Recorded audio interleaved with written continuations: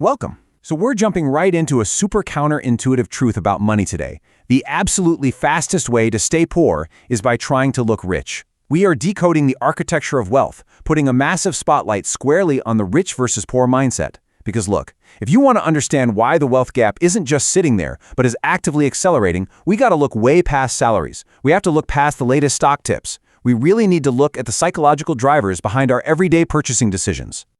Okay, let's dive into this. Section 1. Assets versus liabilities. The foundation. Poor people buy liabilities. Rich people buy assets. You know, this statement sounds almost dangerously simple, doesn't it? But really, let that stark reality truly sink in for a second. We aren't talking about having massive trust funds or, hitting the lottery here. We are talking about the absolute fundamental friction between delayed gratification and that hit of immediate dopamine. Every single time money hits your bank account, a psychological battle kicks off. See, buying a liability gives you an instant rush. It's totally tangible. You can wear it out, drive it around, show it off to your friends.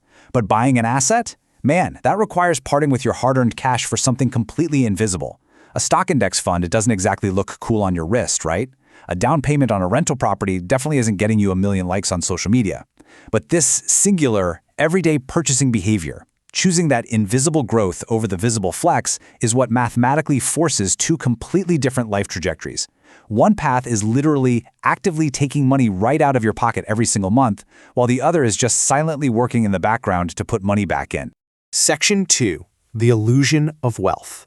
Now, what's really interesting about this slide is a very specific behavior it highlights. Poor people buy expensive phones first. And let's really unpack that crucial word first. The issue isn't that a fancy smartphone is somehow inherently evil. No, the issue is the sequence and the massive opportunity cost attached to it. When you prioritize a depreciating item the absolute second a paycheck clears, you are basically voluntarily destroying your own capital. Just think about this. A brand new luxury phone can lose up to 40% of its value literally the second you open the box and turn it on. That isn't just losing a few $100, that is a total loss of all the compounded growth that money could have achieved over the next decade. If you constantly prioritize buying things that plummet in value, you are trapping yourself on this exhausting treadmill where you have to work harder and harder and harder just to maintain a baseline. It's the immediate prioritization of a total illusion, the appearance of being successful today over the actual reality of your own long-term financial security. Let's move to and see how this builds in Section 3, the reality of wealth. The true reality of wealth flips that script entirely. Rich people buy investments first. And again, that sequence is absolutely everything. Before the luxury items, before the fancy lifestyle upgrades, the absolute priority is the asset. But what does that actually look like in practice? Well, it means routing your capital straight into equities, real estate, cash-flowing businesses, or even high-level skill building before you ever even see that money in your checking account. It is a completely different mechanical approach to living. Let's say you really want a luxury car.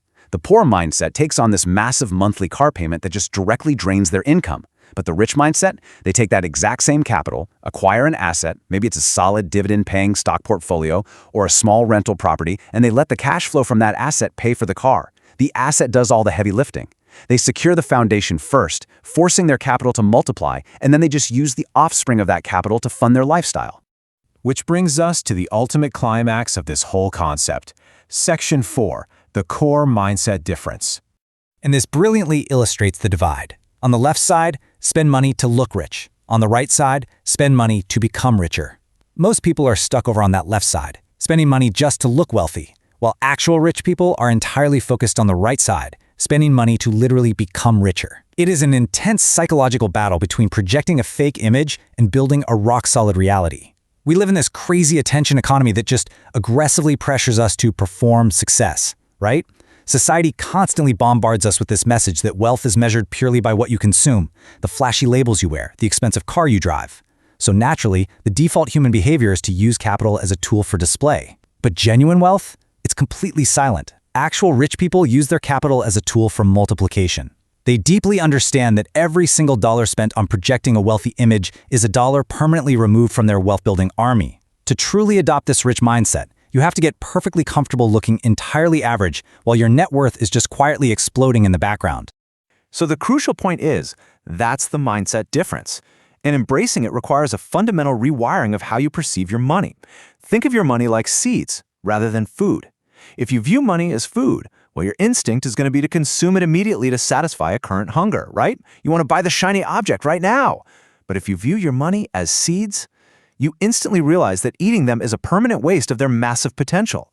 You plant them, you endure that waiting period, and eventually they grow into this incredible orchard that feeds you for the rest of your life. So are you eating your seeds to impress a bunch of strangers? Or are you actually planting them to build an orchard? That one singular shift in perception is what dictates your entire financial trajectory. Now, I want to turn this directly over to you.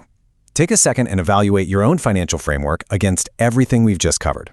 Based on your recent purchases, think about just the last week or the last month, are you buying liabilities to look rich? Or are you actually buying assets to become richer? Seriously, be deeply honest with yourself here. When you look at your actual physical actions, which side of the paradigm do you fall on? Changing your trajectory requires immediate, sustained action. Step 1 is exactly what we've accomplished together here, actively acknowledging the mindset difference. You absolutely have to recognize the trap of the illusion and respect the power of the reality. And step 2 is to follow for daily finance lessons. Because maintaining this totally new paradigm, it isn't just a one-and-done event. It requires daily practice, constant reminders, and continuous learning to fight back against that relentless societal urge to just look successful. So I'm going to leave you with this. Tomorrow morning when you wake up, are you going to keep building the facade, or are you finally ready to start building the architecture of real wealth?